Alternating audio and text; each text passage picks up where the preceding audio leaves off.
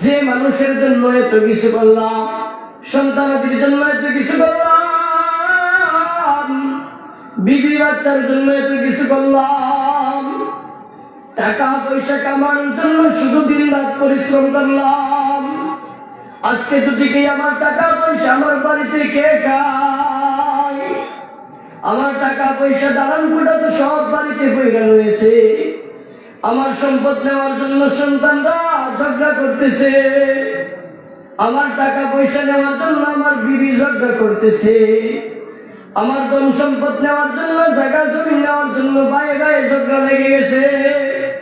আজকে আমি জাহান্নামের মধ্যে জ্বলতেছি, ঘুরতেছি। ওইগুলাকে দেখে শুধু ওইগুলাই নয়, ও দুনিয়ার ইমানদার আল্লাহর গোলাম, কার জন্য কি করতেছো? নিজের জন্য সামানা তুমি তৈরি করলা না। দুনিয়ার মধ্যে সবচেয়ে বোকা ওই ব্যক্তি যে অন্যের জন্য সামানা করে, নিজের জন্য সামানা গুটায় না।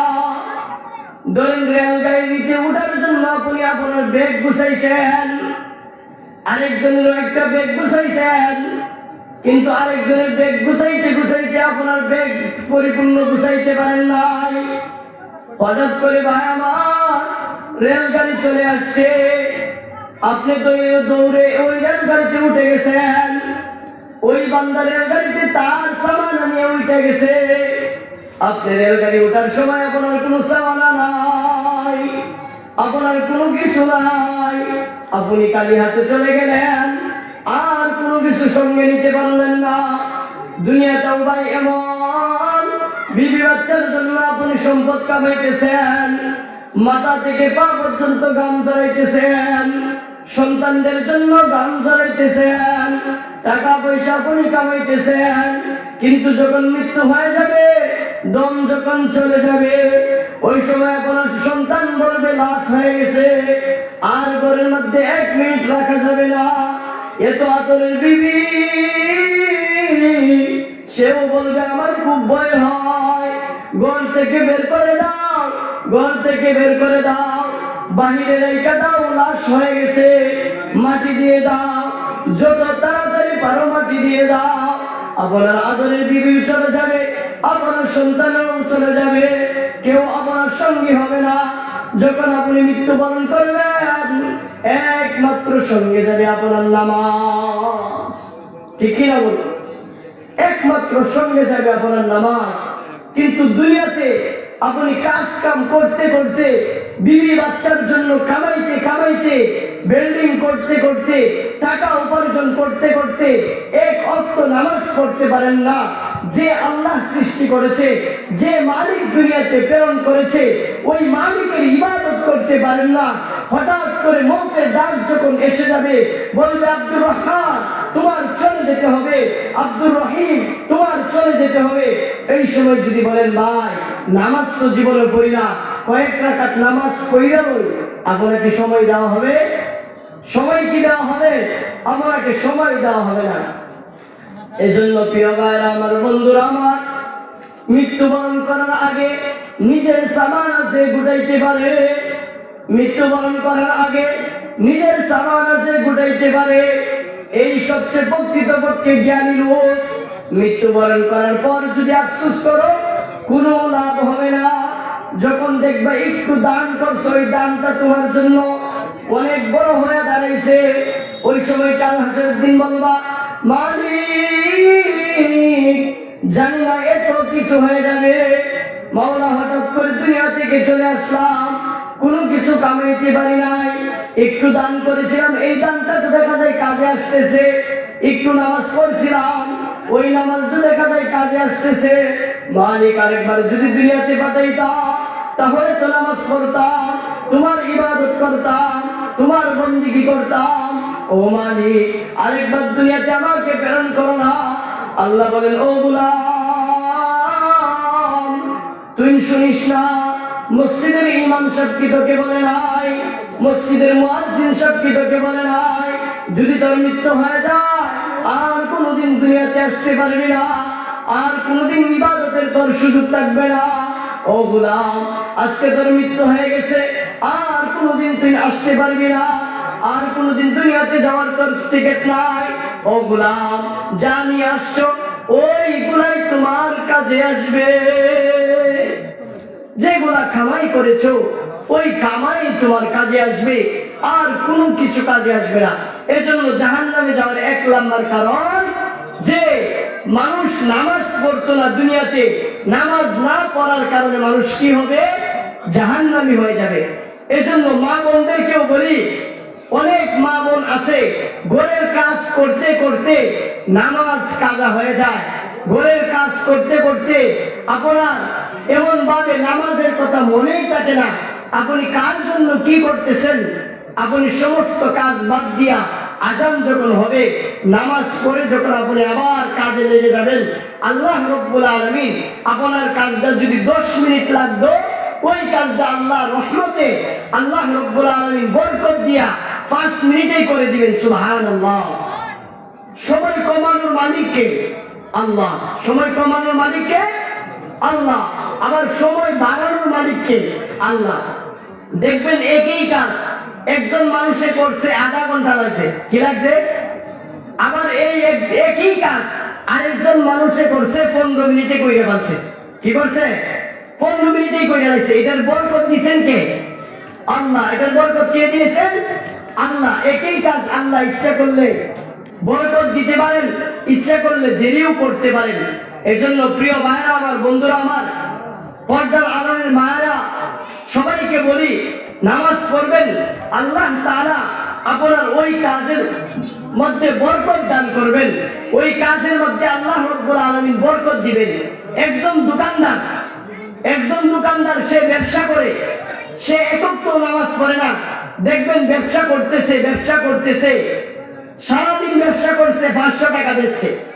আরেকজন নামাজি ব্যবসায়ী, সে আল্লাহু আকবার যখন আযান হয়ে যায়, নামাজ পড়ে মসজিদে এসে আবার মসজিদের থেকে ব্যবসার জন্য চলে যায়, তার 1000 টাকা বিক্রি হয়ে যায়। এইটা বরকত দেওয়ার মালিক কে? আল্লাহ। ওই লোকটা ব্যবসা করছে নামাজ পড়ে শুধু 500 টাকা বিক্রি, আর আরেকজন ব্যক্তি নামাজ না পড়িয়া ব্যবসা করছে 250 টাকা বিক্রি। তা আল্লাহ ইচ্ছা করলে কম সময়ে বেশি বরকত দিতে পারেন, আবার ইচ্ছা করলে বেশি সময়ও কমও দেন না, ঠিক কিনা? এজন্য নামাজ পড়বেন। পর্দার আড়ালের মায়েরা, আপনারাও নামাজ পড়বেন। আরেকটা কথা বইলা যায়, পর্দার আড়ালের মায়েরা আপনারা যারা আছেন স্বামীর খেদমত করবেন। আল্লাহ রাসূল সাল্লাল্লাহু আলাইহি ওয়াসাল্লাম মেরাজ থেকে আসলেন। মেরাজ থেকে আসার পর সমস্ত বিবিরা নবীকে নিয়ে একত্রিত হইলেন। আল্লাহ রাসূলের কাছে বিভিন্ন প্রশ্ন করলেন, বিভিন্ন কিছু জিজ্ঞাইলেন, আর বলতেছেন, ও পয়গম্বর, আপনার কাজগুলো আমাদেরকে বন্টন করে দেন, বিবিদের মধ্যে বন্টন করে দেন। সমস্ত বিবিদের মধ্যে বন্টন করতেছেন, সমস্ত বিবিদের মধ্যে কাজগুলো বন্টন করতেছেন। কাজগুলো বন্টন করার পর রাসূল আরবি সাল্লাল্লাহু আলাইহি ওয়াসাল্লাম লক্ষ্য করলেন আয়েশা রাদিয়াল্লাহু তাআলা আনহা কোনো কাজ নিতেছেন না। আল্লাহ রাসূল জিজ্ঞাসা করলেন, ও আয়েশা, সমস্ত বিবিরা তো আমার বিভিন্ন খেদমতের কাজগুলো নিল, তুমি কেন এখনো নাও নাই? আল্লাহ রাসূলকে বললেন, ও পয়গম্বর, আপনি আমার স্বামী, আবার আপনি আমার রাসূল, আমি এমন কাজটা নিতে চাই, আপনার গোসলের কাজটা আমি নিতে চাই। রাসূল সাল্লাল্লাহু আলাইহি ওয়াসাল্লামের গোসলের কাজটা আয়েশা রাদিয়াল্লাহু তাআলা নিলেন।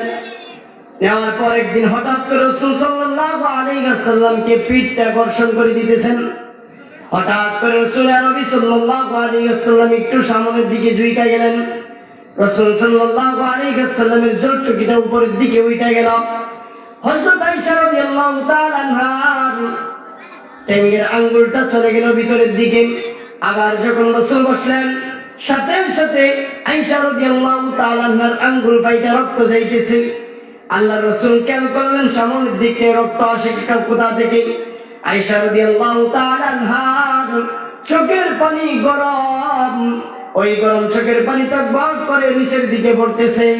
রসুলের পিঠ মুবারকে পড়তেছে আর গরম লাগতেছে। রসুল পিছনের দিকে তাকাইলেন, বললেন, ও আয়েশা, তোমার কি হয়েছে আমাকে বলো। আয়েশা বলে, ইয়া রাসূলুল্লাহ, ইয়া হাবিবাল্লাহ, ওগো রাসূল, আপনার চোখের নিচে আমার পায়ের আঙ্গুলটা চলে গেছে। বলে, তাহলে আমাকে বলতে আয়েশা, আমি তো দাঁড়াইয়া যাইতাম। আয়েশা বলেন, না গো স্বামী, আপনাকে বলবো দাঁড়ান, ওই দুঃসাহস এখনো আমার হয় নাই। সুবহানাল্লাহ। স্বামীকে দাঁড়াইতে বলবেন, ওই দাঁড়াইতে এই কথাটা স্বামীকে বলতে পারেন নাই। একদিন বাবেল শহরে কিছু সাহাবায়ে কেরাম গেলেন। বাবেল শহরে গিয়ে দেখতেছেন বাবেল শহরের উজির নাজিররা মন্ত্রীকে সেজদা করতেছেন। মন্ত্রীকে সেজদা করতেছে এমন ভাবে ওই দৃশ্যটা দেখে আয়েশা সাহাবীরা বললেন, ইয়া রাসূলুল্লাহ, ইয়া হাবিবাল্লাহ, ও রাসূল, বাবেল শহরে গেলাম, দেখলাম সমস্ত মানুষ ওই বাবেল শহরের রাজাকে সেজদা করতেছে, আমরা কি আপনাকে সেজদা করতে পারি? রাসূল সাল্লাল্লাহু আলাইহি ওয়াসাল্লাম বলেন, ও সাহাবায়ে কেরাম, আমি যদি ইন্তেকাল করি, আমি যদি দুনিয়া থেকে চলে যাই, তাহলে কি তোমরা আমার কবরকে সিজদা করবা? বলে না। বলে, হ্যাঁ, কখনো আমার কবরকে সিজদা করিও না। ও সাহাবায়ে কেরাম, শোনো, আমি যদি মারা যাই বা জীবিত অবস্থায় একটা কথা তোমাদেরকে বইলা যাই, ওই কথাটা হলো, আল্লাহ রাব্বুল আলামিন যদি আল্লাহ রাব্বুল আলামিনের পরে কোন ব্যক্তিকে মানুষদেরকে সিজদা করার কথা বলতেন, তাহলে প্রত্যেকটা স্ত্রীকে বলতেন তার স্বামীকে যেন সিজদা করে। সুবহানাল্লাহ। স্বামীকে যেন সিজদা করে।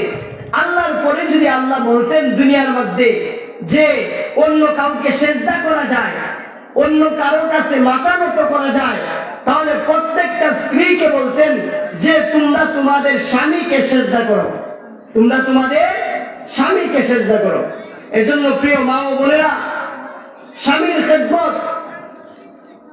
আরেকটা কথা বলি, স্বামী এমন জিনিস যে অনেক দিন দেখবেন, অনেক মানুষকে দেখবেন, অনেক মহিলাদেরকে দেখবেন, সারা বছর আপনি খাওয়াইতেছেন, পালতেছেন, সব কিছু দিতেছেন, হঠাৎ করে একদিন একটা জিনিস দিতে ত্রুটি হয়ে গেছে, কমতি হয়ে গেছে, ওই মহিলা বলবে যে তোমার ঘরে আইসা আমার জীবন ও শান্তি হইল না, সমস্ত ইবাদত শেষ, একদিন দিচ্ছেন না।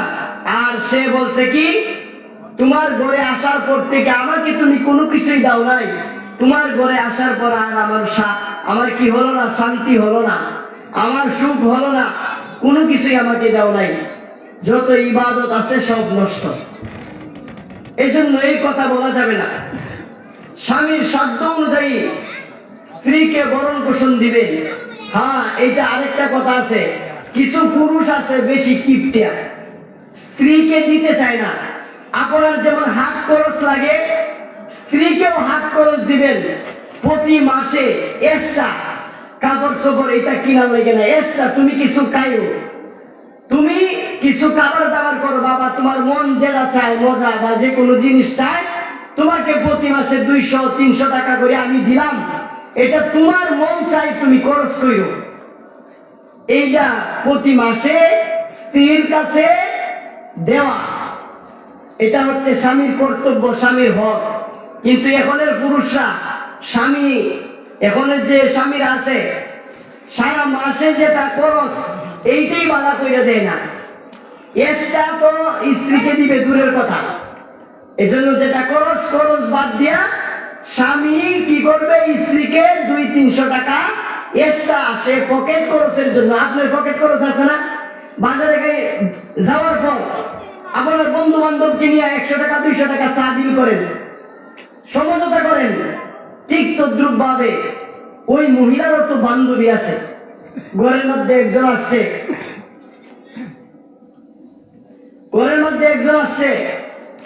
ওর একটা সমঝোতার দরকার আছে। এজন্য প্রত্যেকটা স্বামীর প্রয়োজন, স্বামীর দরকার হলো স্ত্রীকেও প্রতি মাসে 100-200 টাকা এক্সট্রা দেওয়া। এজন্য মায়েদেরকে বলি, ও মা, এক নাম্বার তোমরা আল্লাহর ইবাদত করবা। এক নাম্বার কথা হলো আল্লাহর ইবাদত।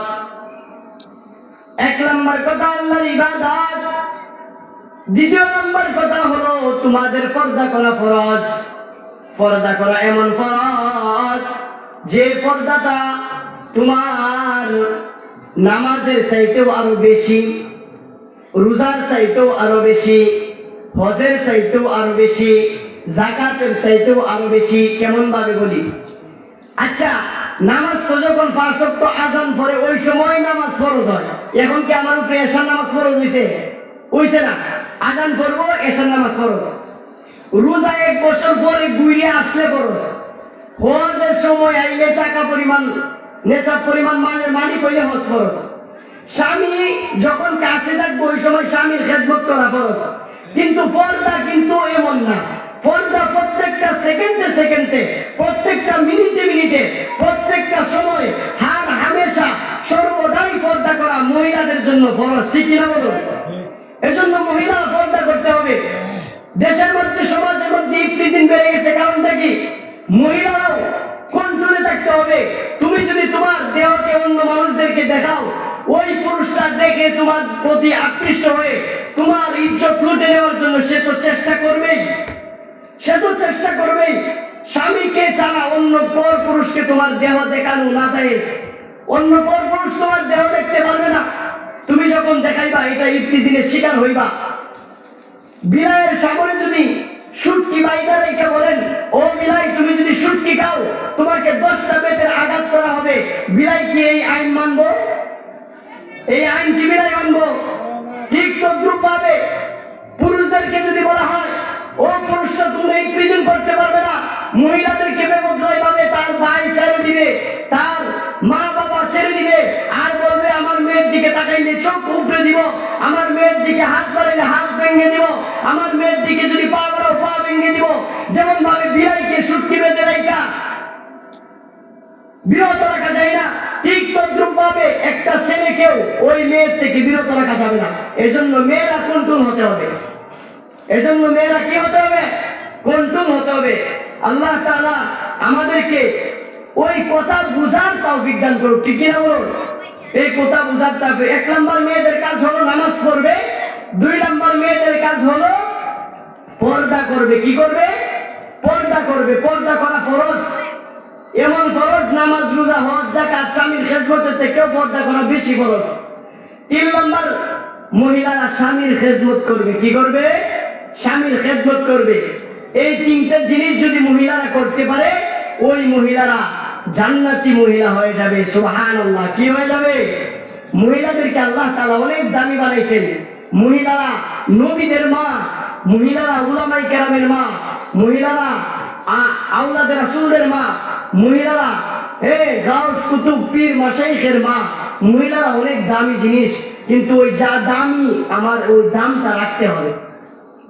এজন্য মহিলাদের 1 নাম্বার কাজ 5 ওয়াক্ত নামাজ পড়া, 2 নাম্বার কাজ পর্দা মেনে চলা, 3 নাম্বার কাজ হচ্ছে স্বামীর খেদমত করা। যাদের বিবাহ হয় নাই তারা শুধু 2টা করবে, আল্লাহর হুকুম মানবে, পর্দা করবে। আল্লাহর হুকুম মানবে, নামাজ আর পর্দা করবে। যাদের বিবাহ হয়েছে তারা 3টা, আল্লাহর হুকুম মানবে, পর্দা করবে, স্বামীর খেদমত করবে। আর পুরুষের জন্য কাজ হইল 5 ওয়াক্ত নামাজ পড়বে, হজ পালন করবে, রোজা রাখবে, যাকাত দিবে, বিভিন্ন যেগুলা তার উপর দায়িত্ব আছে এই দায়িত্ব আঞ্জাম দিবে, কাজ করবে। সবাই রাজি আছি তো ইনশাআল্লাহ?